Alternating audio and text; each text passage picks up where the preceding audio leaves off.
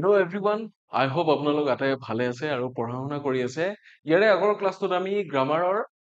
transformation of sentences শিকিছিলোঁ যিটো আমাৰ পাৰ্ট 1 আছিলে আৰু আজি লৈ আনিছোঁ ট্ৰান্সফৰ্মেশ্যন অফ চেণ্টেন্সেছ পাৰ্ট 2 ঠিক আছে চেণ্টেন্সেছৰ যি 5টা ভাগ আমি প্ৰথম পঢ়িছিলোঁ এছাৰ্টিভ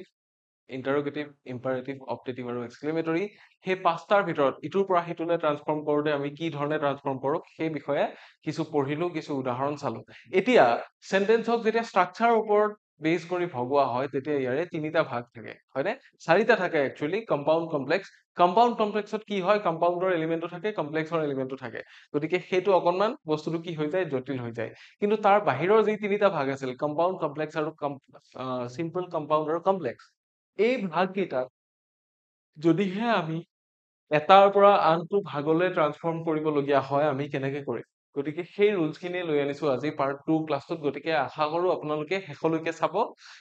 চাব বুলি আশা ৰাখিছো আহক আমি দেৰি নকৰি আৰম্ভ কৰি দিওঁ ট্ৰান্সফৰ্মেশ্যন অফ চেণ্টেন্সেছ প্ৰথম চিম্পল কম্পাউণ্ড আৰু কমপ্লেক্স কেনেকে কোনটোৰ পৰা কোনটোলৈ লৈ যোৱা যায় আমি গোটেইখিনি কথা পাতিম চিম্পল কম্পাউণ্ড আৰু কমপ্লেক্সৰ প্ৰথমতে আমি চিম্পলৰ পৰা কম্পাউণ্ডলৈ লৈ যাম চিম্পলতটো গমেই পাই কি হয় চিম্পল চেণ্টেন্স এটাই ইণ্ডিপেণ্ডেণ্ট ক্লজ থাকে সেই গোটেই চেণ্টেন্সটোত এটাই ক্লজ আৰু সেইটো ইণ্ডিপেণ্ডেণ্ট হয় ঠিক আছে যেনে ইয়াক কি কৰিব দিছে এতিয়া চিম্পলৰ পৰা কম্পাউণ্ডলৈ নিব লাগিলে ইউজ কোঅৰ্ডিনেটিং কনজাংচন যেনে ফেন ভইচ কি আমি ফৰ এণ্ড নৰ বাট অৰ য়েট চ' এইবিলাক ব্যৱহাৰ কৰিব পাৰো ঠিক আছে এই ফেন ভইচ শব্দটো নাজানো ক'ৰ পৰা আহিলে সেইটো ইয়াৰে নহয় চাগে কেনেকে ইউজ কৰিব দিছে কোঅৰ্ডিনেটিং কনজাংচন আৰু সাবঅৰ্ডিনেটিং কনজাংচন বুজি পাইনে সাবঅৰ্ডিনেটিং কনজাংচন কেতিয়া ব্যৱহাৰ হয় যেতিয়া এটা ক্লজ ডিপেন্ডেন্ট আনটোৰ ওপৰত হৈ যায় এটা ক্লজ আনটোৰ ওপৰত ডিপেন্ডেন্ট হৈ যায় কিন্তু যদি দুটা সমান দুটাৰে সমানে প্ৰায়ৰিটি আছে দুটা ইণ্ডিপেণ্ডেন্ট ক্লজ তেতিয়া তাৰে মাজত কি হয় কোঅৰ্ডিনেটিং কনজাংচন ব্যৱহাৰ হয় গতিকে কোঅৰ্ডিনেটিং আৰু সাবঅৰ্ডিনেটিং বেলেগ বেলেগ টাইপৰ কনজাংচন মনত ৰাখিলে হ'ল ঠিক আছে এতিয়া break one idea into two connected clauses দুটা ক্লজত ব্ৰেক কৰিব দিছে এটাই আইডিয়া এটা সিম্পল বস্তুক আমাক দুটা ক্লজত সজাব দিছে যেনে ৰিমুভ পাৰ্টিচিপলছ ইনফিনিটিভ অৰ ফ্ৰেজেল এণ্ড ফ্ৰেজেছ এইবিলাক গুচাই দিব দিছে এণ্ড মেক টু মেইন ক্লজেছ ঠিক আছে he wanted to be noticed he wanted that everyone notice him তেনেকুৱা টাইপ হ'ব মানে ঠিক আছে গতিকে আমি কি কি গুচাব লাগিব পাৰ্টিচিপল গুচাব লাগিব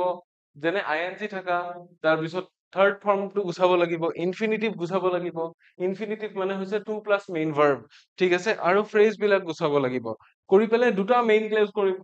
ক্লজ কৰিব লাগিব যি দুটা ক্লজ কি হ'ব দুয়োটা এটা ইণ্ডিপেণ্ডেণ্ট ক্লজ হ'ব এতিয়া চাব আমি উদাহৰণ কৰি দেখুৱাম কেনেকে চিম্পল চেন্টেন্সটো হ'ল কি seeing the tiger he ran away বাঘটো দেখি সি পলাল এতিয়া দুটা বস্তু আমি ভাঙিম যে বাঘটো দেখাটো হ'ল সি পলোৱাটো হ'ল যে he saw the tiger and he ran away এতিয়া and টো এটা কি কনজাংচন and টো হ'ল coordinating conjunction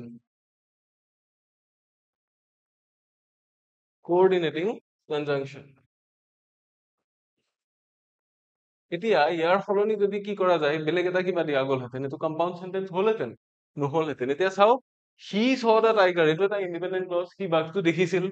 সি ran away সি পলাইছিল এইটো এটা ইণ্ডিপেণ্ডেণ্ট ক্লজ যদিহে এনটোৰে লগ কৰি দিয়া নগ'লহেঁতেন কি হৈ থাকিলহেঁতেন দুটা বেলেগ বেলেগ ক্লজ হৈ থাকিলহেঁতেন কিন্তু ইয়াতে আকৌ এটাই ক্লজ হৈ আছে যে seeing the tiger he ran away ঠিক আছে seeing the tiger he ran away তাৰপিছত আহিল আৰু এটা উদাহৰণ চিম্পলত কি আছে besides being a teacher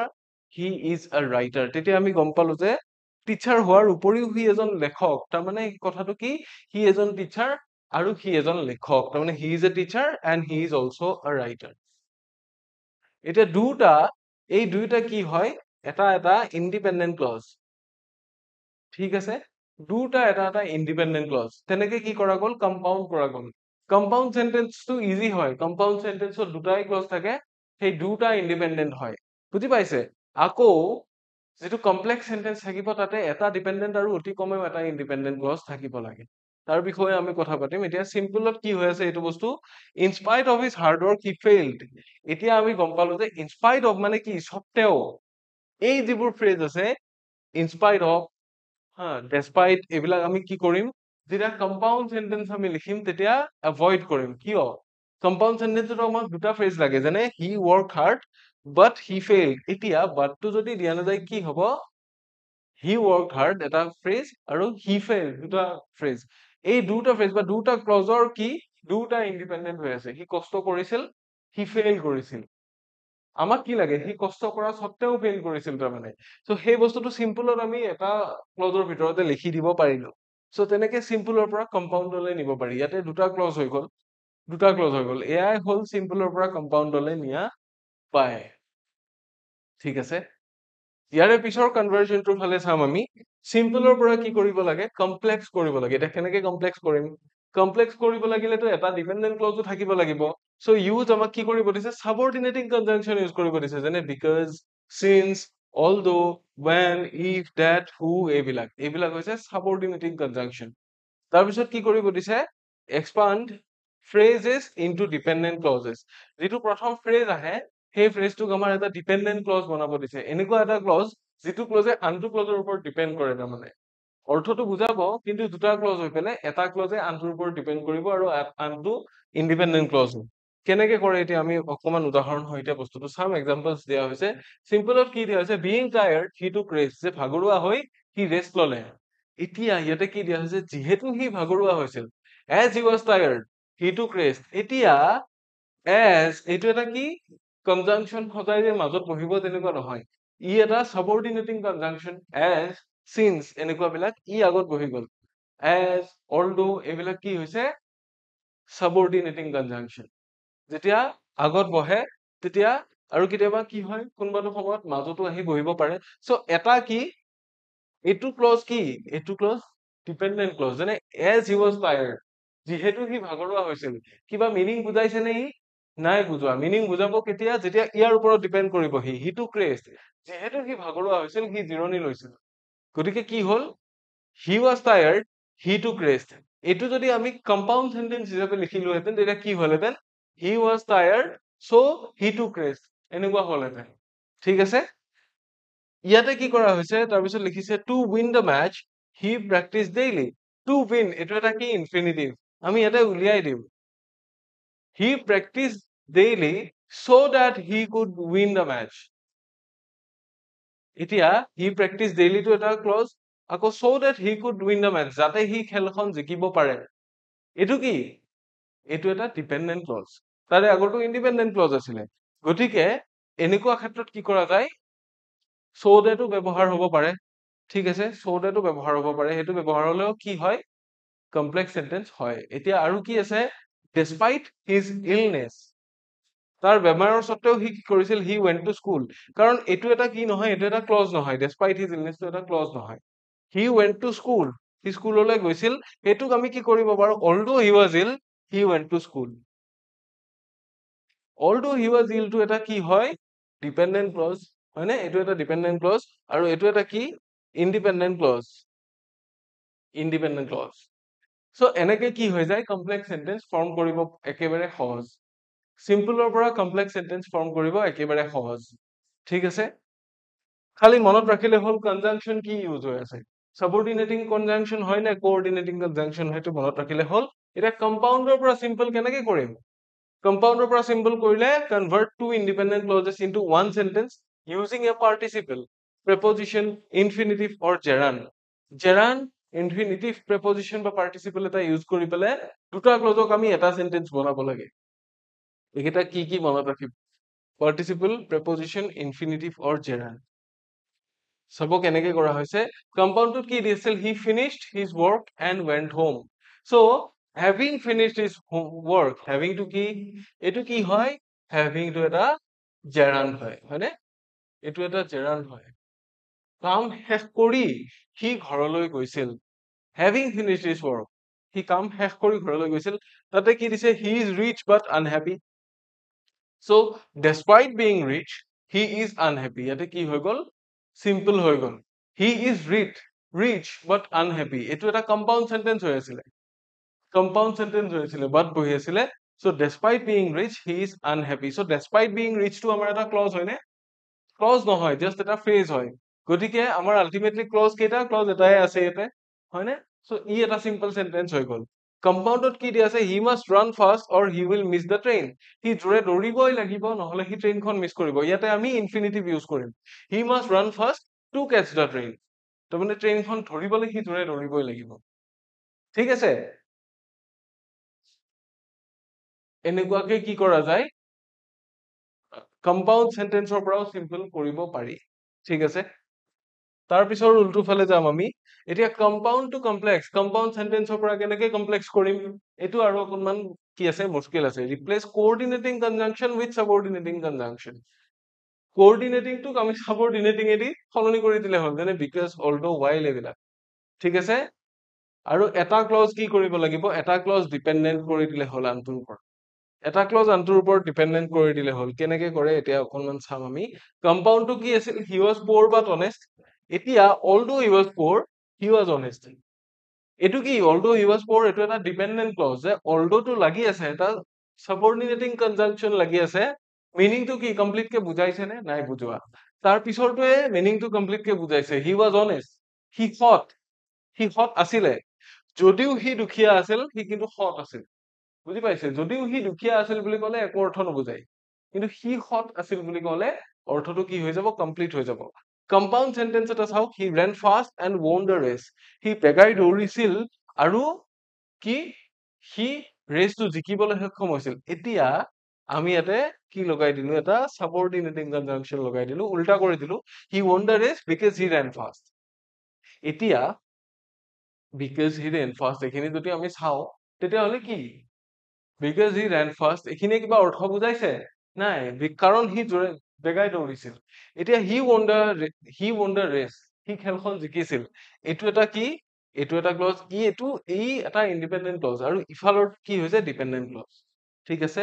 তাৰ পিছত চাব কম্পাউণ্ডত কি কৰা হৈছে obey me or you will be punished তুমি যদি মোৰ কথা নুশুনা তোমাক পানিশ কৰিম তাৰ মানে হয় মোৰ কথা শুনা নহলে পানিশ কৰিম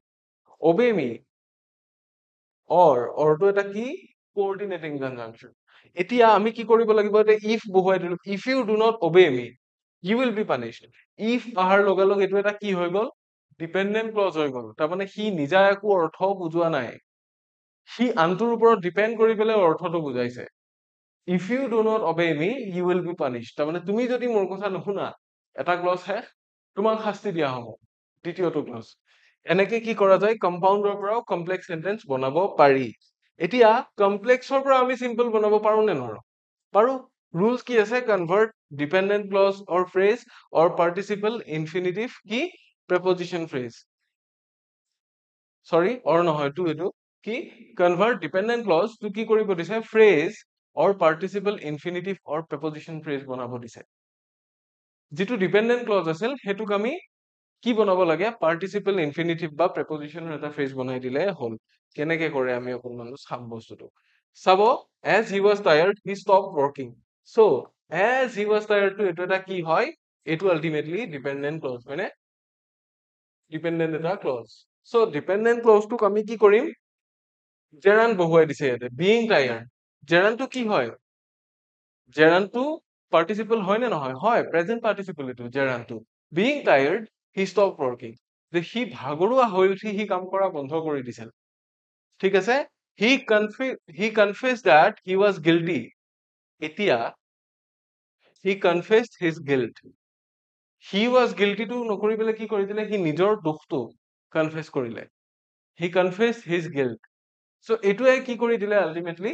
এটোৱে বস্তুটো সিম্পল কৰি দিলে এটা সেন্টেন্স হৈ গল so if you want to succeed you must work hard তেতিয়া কি কৰা গল to succeed you must work hard বা you must work hard to succeed এনেকে কলেও হ'ব to succeed you must work hard লিখি পেলাই যদি লিখা যায় you must work hard to succeed তেতিয়াও হ'ব খালি কমপ্লেক্সত কি থাকে আপোনাৰ এটা ডিপেন্ডেন্ট ক্লজ থাকে ইয়াতে আমি ডিপেন্ডেন্ট ক্লজটো নাইকিয়া কৰি ইয়াৰ লগত মিলাই দিও এটা ফ্ৰেজ সাজি পেলাই মিলাই দিও হলনে এয়াই হল কি সিম্পল সেন্টেন্স হলে কেনেকে কনভাৰ্ট কৰিব পাৰি কমপ্লেক্স সেন্টেন্সৰ পৰা হেতু ঠিক আছে এতিয়া তাৰ পিছত আমি পাম কমপ্লেক্সৰ পৰা কেনেকে কম্পাউণ্ড কৰে কমপ্লেক্সৰ কম্পাউণ্ডৰ পৰাটো কমপ্লেক্স কেনেকে কৰে আমি গম পালো এটা কমপ্লেক্সত কি আছে এটা ডিপেন্ডেন্ট ক্লজ আছে তাক আমি ইন্ডিপেন্ডেন্ট কেনেকে বনাম সো ৰিপ্লেস সাবঅৰ্ডিনেটিং কনজাংশন উইথ কোঅৰ্ডিনেটিং কনজাংশন প্ৰথম কথাটো হ'ল সেইটো যিটো সাবঅৰ্ডিনেটিং কনজাংচন থাকে সেইটোক আমাৰ কি কৰিব দিছে কোঅৰ্ডিনেটিং কনজাংচনৰ সৈতে ৰিপ্লেচ কৰিব দিছে যেনে আৰু কি কৰিব দিছে মেক both clauses independent দুইটা ক্লজ ইণ্ডিপেণ্ডেন্ট হ'বই লাগিব কম্পাউণ্ড সেন্টেন্স হ'ব লাগিলে সেইটো মেণ্ডেটৰী গতিকে কেনেকে কৰে আমি অকনমান উদাহৰণৰ ফালে চাম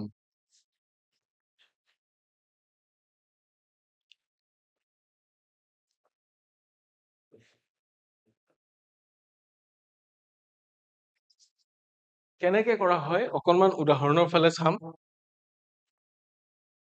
এক্সাম্পল কেইটা চাব কমপ্লেক্সত কি দিয়া আছে although he was rich he was unhappy এইটো কমপ্লেক্স because although এইটো এটা কি হয় subordinating conjunction এতিয়া ইয়াৰ সলনি কি কৰি দিলে হ'ল but and or এইবিলাক লগাই দিলে হ'ল যেনে he was rich but he was unhappy দুটা independent clause ঠিক আছে but টো এটা কি but টো coordinating conjunction if you work hard you will pass এতিয়া if clause থাকিলে এইটো কি হয় কমপ্লেক্স সেন্টেন্স হয় মনত ৰাখিব if থাকিলে কমপ্লেক্স সেন্টেন্স হয় তেতিয়া work hard or you will fail তাৰমানে কৈছে কষ্ট কৰা নহলে তুমি ফেইল কৰিবা কষ্ট কৰাটো এটা ইন্ডিপেন্ডেন্ট ক্লজ তুমি ফেইল কৰিবাটো এটা ইন্ডিপেন্ডেন্ট ক্লজ কি কৰি দিছে or টোৱে কানেক্ট কৰি দিছে ইটোৱে হিটোৰ বিপৰীত কৰি দিছে তাৰমানে তাৰপিছত কি হ'ল he came because he needed help because he needed help এতিয়া because he needed help টো এটা কি হয় এটা ডিপেন্ডেন্ট ক্লজ he came এইটো এটা ইন্ডিপেন্ডেন্ট ক্লজ তো এইটো কি কৰিলে he needed help so he came so টো এটা কি so টো হ'ল coordinating conjunction আৰু দুটাক কি কৰি দিলে কানেক্ট কৰি দিলে he needed help তাক সহায়ৰ প্ৰয়োজন আছিল সেই কাৰণে সি আহিছিল so he came সেই কাৰণে ঠিক আছে so ইয়াতে যদি আমি লক্ষ্য কৰো he needed help he came এই দুটা এটা কি এই দুটা এটা ইন্ডিপেন্ডেন্ট ক্লজ দুটা এটা ইন্ডিপেন্ডেন্ট ক্লজ ঠিক আছে গতিকে এইখিনিয়ে আমাৰ বেসিক ৰুলছ খিনি যিখিনি আপোনালোকে দেখিলে আমি কেনেকে কনভাৰ্ট কৰিব পাৰো সেইটো বস্তু দেখিলে এতিয়া আমি ইয়াৰে পিছত কিছুমান কনভাৰ্সনৰ কাৰণে এমসিকিউজ প্ৰেক্টিস কৰিম কেনেকেনো কনভাৰ্ট কৰা হয় কেনেকে সেন্টেন্স ইটোৰ পৰা হিটোলে ট্ৰান্সফৰ্ম কৰা হয় তাৰে কিছুমান এমসিকিউজ আমি প্ৰেক্টিস কৰিম তেতিয়াহে আমাৰ কাৰণে অকমান সুবিধা হৈ যাব নহয় জানো গতিকে কি কিছুমান এসাৰ্টিভ সেন্টেন্স আমি কি কৰিব লাগে নেগেটিভ কৰিব লাগে কিছুমান নেগেটিভ সেন্টেন্স আমি এসাৰ্টিভ কৰা অকনমান কি আছে টেকনিক আছে এফাৰ্মেটিভৰ পৰা নেগেটিভৰ পৰা এফাৰ্মেটিভ কৰা কিছুমান টেকনিক আছে আমি সেই বিষয়ে অকনমান কথা পাতিম